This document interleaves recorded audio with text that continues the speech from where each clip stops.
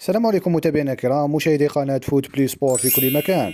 وكما عودناكم متابعينا الكرام دائما مع الملاعب الجزائرية الجديدة.